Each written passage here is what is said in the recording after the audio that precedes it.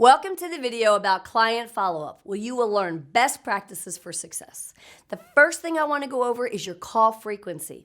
With the videos and downloads I've provided, you now know who you're calling, how to make the calls, the exact voicemail to leave, and exactly what to say. So now let's go over how often to follow up with your clients. I've provided a download that you can print out to remind yourself of the frequency we suggest for follow-up best practices. And I want you to keep in mind, you're calling with important information. The key word here is important. If you had important information to share with a friend, family member, or a coworker, how many times would you call them? You wouldn't call once and then never call them again. That wouldn't make it seem very important, would it? Creating urgency validates the reason for your call. So when it comes to the retail call cycle, here are a few best practices. Number one, when you try a guest on day one and you don't get them on the line, reschedule them for a different time frame as you move through the call cycle. It doesn't make any sense to call them at the same time every day. Number two, use your voicemail script to create urgency and a sense of curiosity.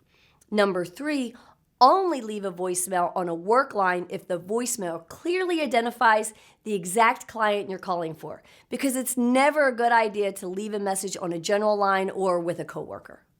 And number four, when leaving messages on multiple lines, state that you've left a message elsewhere. Like, for example, if you left a message on the home line and then you leave another voicemail on their cell, let them know that you left a message on their home line.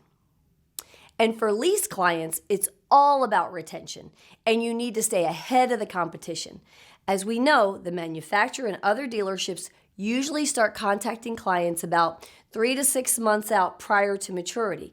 And that's why our lease call cycle has you start at 9 months out. This formula will allow you to build trust and rapport with the clients so that you know what their plans are for the future. You'll be able to be their advocate, monitor their vehicle portfolio, and present them with offers and incentives that can benefit them best. And at months 9 through 6, you're going to follow the lease script titled Build Rapport and follow up with your guests at least once a month. And then once you move into the last 5 months, then you're going to follow your lease script titled Lease End Evaluation. And you'll start to move closer to inviting them in to go over their options and opportunities.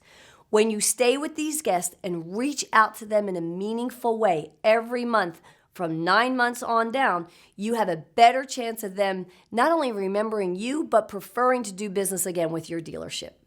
And for conquest customers, start with the 9-day call cycle until you find out if they're retail or lease. And then, of course, you're going to follow the appropriate call cycle and frequency guidelines for those. And as we end this video, I want you to remember what Babe Ruth said. It's hard to beat a person who never gives up.